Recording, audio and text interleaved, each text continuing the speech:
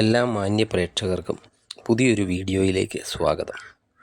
2025 March മാസം വൃശ്ചികക്കൂറിൽ വരുന്ന വിശാഖത്തിൻ്റെ അവസാനത്തെ കാൽഭാഗം, അനിഴം, തൃക്കേട്ട എന്നീ നക്ഷത്രക്കാർക്ക് എന്തൊക്കെ ഗുണദോഷ ഫലങ്ങളാണ് ഉണ്ടാകുക എന്നതിനെ പറ്റിയാണ് ഈ വീഡിയോയിലൂടെ പറയുന്നത്. ആരോഗ്യപരമായി നോക്കിയാൽ വൃശ്ചികക്കൂറുകാർക്ക് ആരോഗ്യപരമായി അല്പമൊക്കെ ശ്രദ്ധിക്കേണ്ട മാസമാണ്. ഇമ്മ്യൂണിറ്റി കുറവുകളൊക്കെ ഉണ്ടായേക്കാം. അതുപോലെ രക്തസംബന്ധമായ രോഗങ്ങൾ ഒക്കെ ശ്രദ്ധിക്കണം.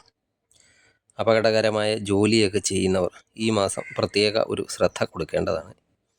പ്രത്യേകിച്ച് വൈദ്യുതി, അതുപോലെ ആയുധങ്ങൾ, അഗ്നി, ഇതൊക്കെ കൊണ്ടുള്ള ജോലികളൊക്കെ ചെയ്യുന്നവർ ശ്രദ്ധിക്കണം.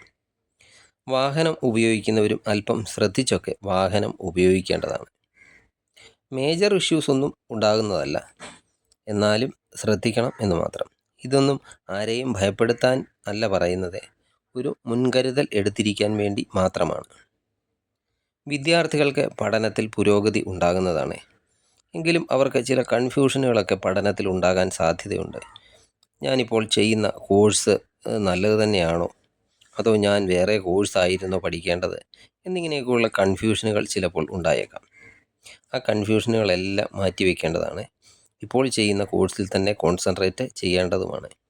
എക്സാമൊക്കെ എഴുതുന്നവർ പ്രത്യേകം ഒരു ശ്രദ്ധ കൊടുക്കണം. എല്ലാ തരത്തിലും ചെറിയ കൺഫ്യൂഷനുകൾക്കൊക്കെ സ്ഥാനം നിങ്ങളുടെ ജീവിതത്തിൽ വരുന്നതാണ് ഈ സമയത്ത്. ഞാൻ പഠിക്കുന്നത് തന്നെ പരീക്ഷയ്ക്ക് വരും എന്ന ഒരു ഉറച്ച തീരുമാനത്തിൽ മുന്നോട്ട് പോകേണ്ടത് തന്നെയാണ്.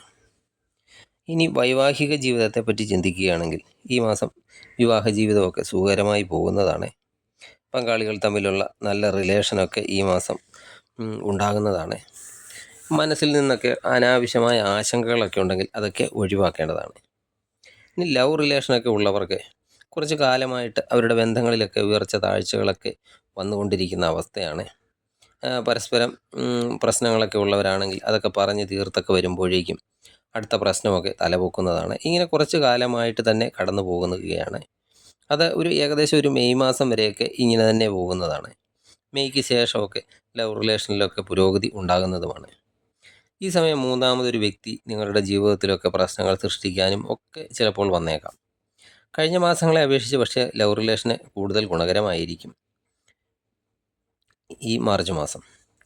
ഈ ഭാഗ്യപരമായ കാര്യങ്ങളിൽ ഉയർച്ച താഴ്ചകളൊക്കെ മാർച്ചിൽ ഉണ്ടാകുന്നതാണ്. ചില കാര്യങ്ങളൊക്കെ ചെറിയ ചെറിയ വ്യത്യാസത്തിലൊക്കെ നിങ്ങളുടെ കയ്യിൽ നിന്നൊക്കെ വിട്ടുപോയേക്കാം. മാർച്ച് അവസാനം 4 കണ്ടകശനിയൊക്കെ അവസാനിക്കുമ്പോൾ നിങ്ങൾക്ക് കൂടുതൽ ഗുണകരമായ അവസ്ഥകളൊക്കെ ഉണ്ടാകുന്നതാണ്. തൊഴിൽ സ്ഥലത്തും നിങ്ങൾക്ക് എന്തെങ്കിലും ബുദ്ധിമുട്ടുകളൊക്കെ ഉള്ളവരാണെങ്കിൽ അതൊക്കെ മാറുന്നതാണ്. ഈ ശനിമാറ്റം ഈ മാർച്ച് അവസാനം ആകുമ്പോഴേക്കും കൂടുതൽ ഗുണകരമായ അവസ്ഥ നിങ്ങൾക്ക് ഉണ്ടാകും. ശനി മാറിയാൽ ഉടനെ എല്ലാം ശരിയാകും എന്നല്ല, ശനി മാറുന്നതോടുകൂടി പതുക്കെ പതുക്കെ നിങ്ങളുടെ പ്രശ്നങ്ങൾ ഇല്ലാതാകുന്നതാണ് എന്നർത്ഥം. എന്ത് കാര്യം ചെയ്യുമ്പോഴുള്ള കൺഫ്യൂഷനുകൾ നിങ്ങൾ പൂർണ്ണമായും ഇല്ലാതാക്കേണ്ടതാണ്. മനസ്സിലുള്ള കാര്യങ്ങൾ മറ്റുള്ളവരോടൊക്കെ തുറന്നു പറഞ്ഞ് നിങ്ങൾക്ക് അതിനുള്ള ഉത്തരവൊക്കെ കണ്ടെത്തേണ്ടതാണ്.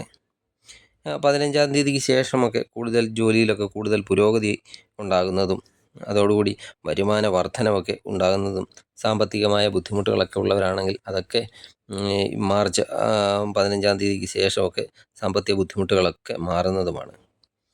ബിസിനസ് ചെയ്യുന്നവരെ സംബന്ധിച്ചിടത്തോളം ബിസിനസ് ചെയ്യുന്നവർക്ക് നല്ല അനുകൂലമായ സമയമാണ്. ദിവസ വരുമാനമൊക്കെ ബിസിനസ്സിൽ നിന്ന് കൂടുതൽ ലഭിക്കുന്നതാണ്. കഴിഞ്ഞ മാസത്തേക്ക് അപേക്ഷിച്ച് കൂടുതൽ ബിസിനസ്സൊക്കെ ഈ മാസം നിങ്ങൾക്ക് ലഭിക്കുന്നതുമാണ്. മാർച്ച് മാസം കൂടുതൽ ഗുണകരമാക്കാൻ ശനിയാഴ്ചകളിൽ ശനീശ്വരന് നീരാഞ്ജനം വഴിപാട് കഴിക്കുക, അതുപോലെ ഭദ്രകാളി ക്ഷേത്രത്തിൽ കടുംപായസം വഴിപാട് കഴിക്കുന്നതും ഗുണകരമാണ്. ദേവിക്ക് ചുവന്ന പൂ കൊണ്ടുള്ള മാല സമർപ്പിക്കുന്നതും ഗുണകരമാണ്.